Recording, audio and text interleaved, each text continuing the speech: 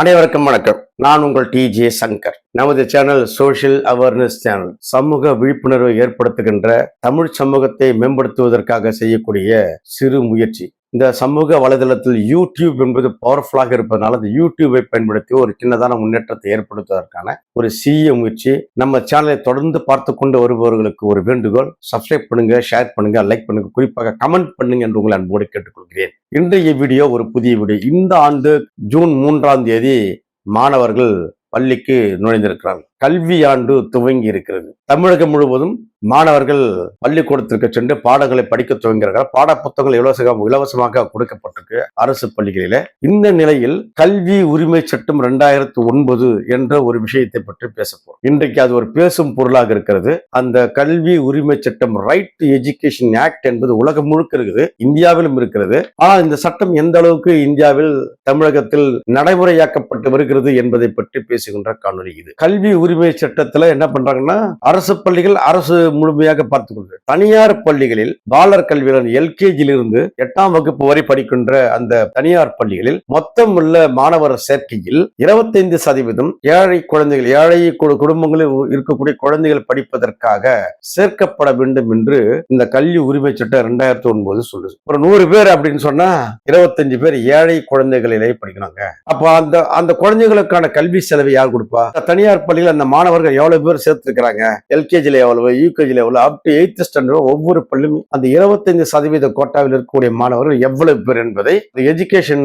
Department இருக்கக்கூடிய போர்ட்டல்ல ஏற்றணும். அத்தனை மாணவர்களுக்குமான அந்த நிதியை மத்திய அரசு 60%, மாநில அரசு 40%, மொத்தமாக அந்த 100% அந்தந்த தனியார் பள்ளிகளுக்கு அரசு கொடுத்து, இது கடந்த 2 ஆண்டுகளாக கொடுக்கப்படவில்லை. கொஞ்சம் சிறு தொகை கொடுத்திருக்கிறாங்க, பெரும்பான்மையான தொகை கொடுக்கப்படவில்லை என்று ஒரு மிகப்பெரிய டிபேட் என்பது போட்டிருக்கு. அதுக்குள்ள இன்னொரு விஷயம் இருக்கு. 25% அப்படின்னா ஒரே பள்ளியில் 25%க்கும் அதிகமான மாணவர்கள் ஏழை குழந்தைகள் வந்துட்டாங்க அப்படின்னா அட்மிஷன் எப்படி கொடுக்கணும்? குலுக்கல் முறையில் தேர்ந்தெடுத்து அந்த 25% ஃபில்அப் பண்ணலாம். சரி, ஒரு சில பள்ளிகள் யாரும் வரவே இல்லை அப்படின்னு என்ன பண்றது? வரவே இல்லை என்பதற்காக அந்த சீட்டை வேறவருக்கு கொடுத்து காசாக்கிட கூடாது.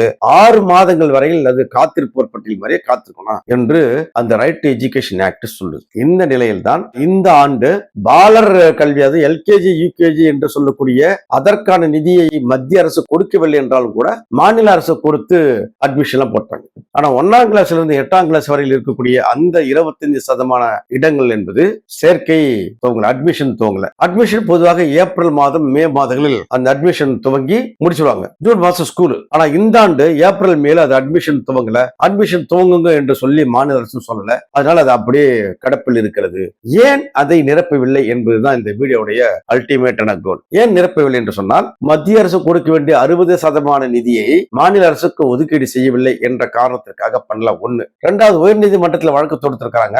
அந்த வழக்கு விசாரிக்கப்பட்டு மத்திய அரசுக்கு நீதியரசர், நீங்கள் கொடுக்க வேண்டிய நிதியை கொடுக்க வேண்டியது ஏன் கொடுக்கவில்லை என்று கேட்டிருக்கிறாங்க. அதுக்கு மத்திய அரசு சொன்ன பதில் என்னன்னா, புதிய கல்விக் கொள்கையில் மாநில அரசு கையெழுத்திடவில்லை, புதிய கல்விக் கொள்கை அவர்கள் அமல்படுத்தவில்லை, அமல்படுத்தாத காரணத்தால் நாங்கள் நிதியை கொடுக்கவில்லை என்று அவங்க சொல்லியிருக்காங்க. பாருங்க, எவ்வளவு பெரிய தவறான விஷயம் பாருங்க. குழந்தைகளுடைய எதிர்காலம் கல்வியில் அடங்கி இருக்கிறது. அந்த கல்வி கற்க வேண்டிய குழந்தைகளுக்கு நிதியை கொடுப்பதற்கு மத்திய அரசு சொல்லக்கூடிய காரணம் என்ன? புதிய கல்விக் கொள்கையை மாநில அரசு அமல்படுத்தவில்லை என்பதற்காக கொடுக்கல. கல்வி கண்கரன் பட்டியல் இருக்கு, பொது பட்டியல் இருக்கிறது. எந்த கல்வியை கொடுக்க வேண்டும் என்று அந்த முடிவெடுக்கக்கூடிய முழுமையான அதிகாரம் மாநில அரசுக்கு இருக்கிறது. ஆனா இவங்க புதிய கல்விக் கொள்கை என்ற ஒரு கொள்கையை உருவாக்கி அந்த புதிய கல்விக் கொள்கை அனைத்து மாநில அரசு கையெழுத்து இட வச்சு, அப்படி கையெழுத்து போட்டீங்கன்னா தான் உங்களுக்கு நிதி கொடுப்பேன், கல்வி சம்பந்தமான எந்த நிதியும் கொடுப்பேன், கொடுக்க மாட்டேன் என்று சொல்லுகின்ற ஒரு தவறான போக்கு, அராஜக போக்குன்னு அது வெயிட்டேஜ் ஜாஸ்தி.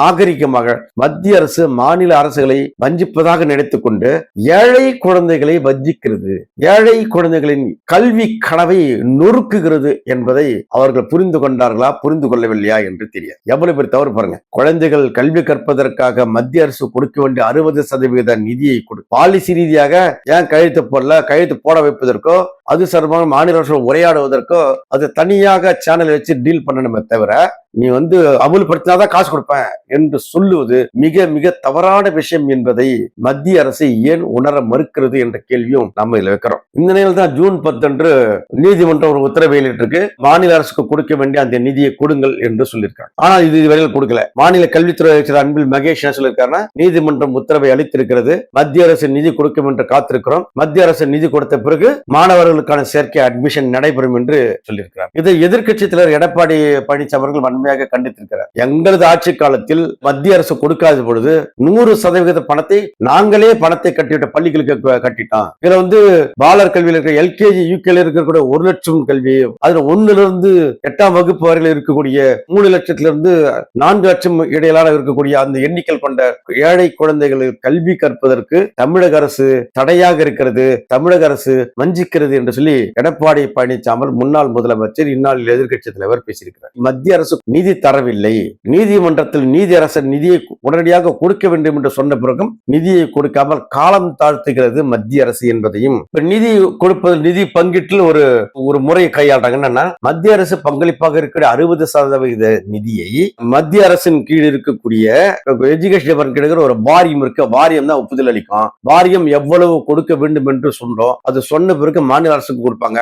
அந்த மாநில அரசு அந்த பள்ளிகளுக்கு அந்த நிதி ஒதுக்கீடு செய்யும் என்பது ஒரு வழிமுறை. அப்படி இருக்கும்பொழுது 60% தொகையான 600 கோடி நிலுவைத் தொகை இன்று வரையில் மத்திய அரசு தமிழக அரசுக்கு வழங்காமல் காலம் தாழ்த்தி வருகிறது. ஆனா வாரியம் 256.17 கோடி மட்டுமே ஒப்புதல் அளித்திருக்கு. ஒட்டுமொத்த நிலுவைத் தொகை 600 கோடி, 256.17 கோடி அந்த வாரியம் ஒப்புதல் அளித்திருக்கு. ஆக்சுவல் அமௌண்ட் விட அதுல ரொம்ப ரொம்ப கம்மியான அமௌண்ட் தான் ஒப்புதல் அளிச்சிருக்காங்க. ஆனா இந்த அரசு இந்த நிதி போதுமா?